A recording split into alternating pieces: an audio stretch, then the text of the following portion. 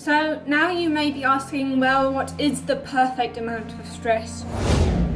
And if you want to perform at your best, it is extremely important. If you want to be in flow, it's extremely important.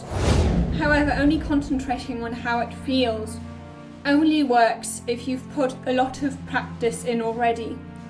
Have you ever been extremely nervous, for example, before presentation or before a big match? In these high pressure situations, the last thing we want to happen is that we get so nervous that we can't concentrate. So how can we stay calm in these high pressure situations? So the first tip will seem very surprising to you, and that is that you don't want to stay too calm. You need to be a little alert to stay focused and actually perform at your best. Complete absence of pressure or stress would be boring and wouldn't make you perform well at all. The key is that you want to have a moderate amount of stress, because moderate amounts of stress lead to dopamine release, which is great for motivation and focus, and it enhances brain function in general, as you can see in this graph here. So let's see how athletes think about this. 18 times major winner Jack Nicklaus, a golfer, said that he didn't know how you can play well if you're not nervous.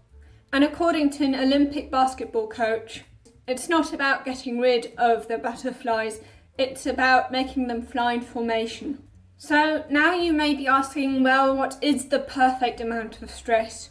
And the state in which we experience exactly the right amount of stress is a state called flow, which leads me to the second tip. The reason why flow makes you less nervous is because in this state is a state of hypofrontality. Now what that basically means is simply that your prefrontal cortex, this brain region up here, which is there for decision making, gets shut down. Now this brain region is extremely important in general, especially for future planning. But back in the days when they didn't know about this important function of the prefrontal cortex, they noticed that if they did a lobotomy, if they got rid of the prefrontal cortex, the patients wouldn't have any anxiety or depression anymore, or overthinking in general. And if you want to perform at your best, it is extremely important, if you want to be in flow, it's extremely important to silence your inner critic. In The Inner Game of Tennis, Timothy Galway wrote, "I found self one.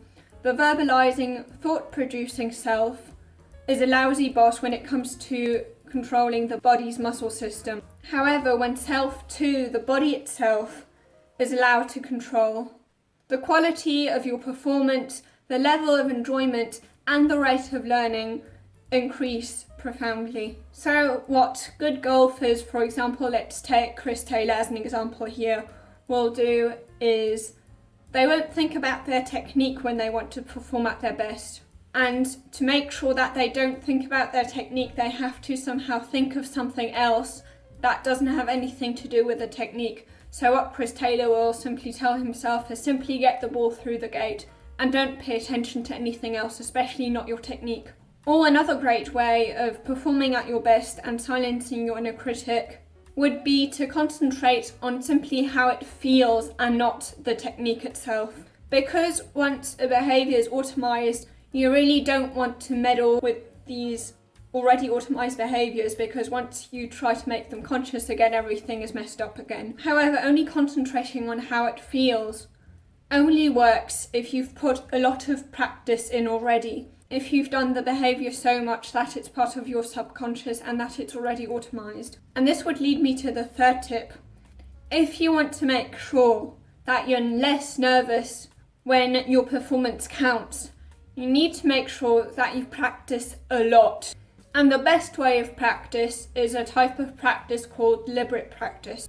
So basically what you want to do is practice analytically so you can perform intuitively. Something that works immediately, which you can apply the very time you're actually trying to perform at your best, which you can actually do during or before the high pressure situation, would be the physiological sigh.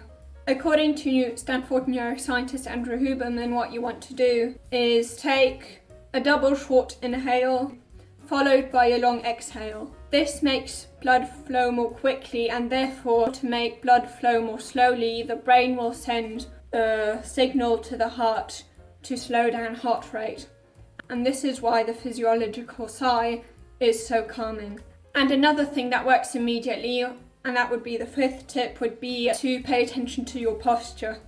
You see, the mind-body connection is bidirectional. It's not only the case that when you feel depressed you tend to slouch, you also tend to feel depressed as a consequence of slouching.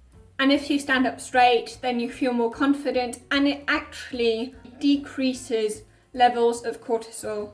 And also the reason why you want to, especially when it comes to sports, to exaggerate with your straight posture while you're practicing is on the day of the match. There's going to be so much pressure that your body is automatically going to tighten up more than usual. And if you've practiced standing up very straight more than is actually necessary, then the day when you're so nervous that you're already a little tightened up, you're still going to be straight because you've practiced. Many of the tips that I've mentioned can only be used if you practice a lot. So if you want to know how to practice the best, you can watch this video here.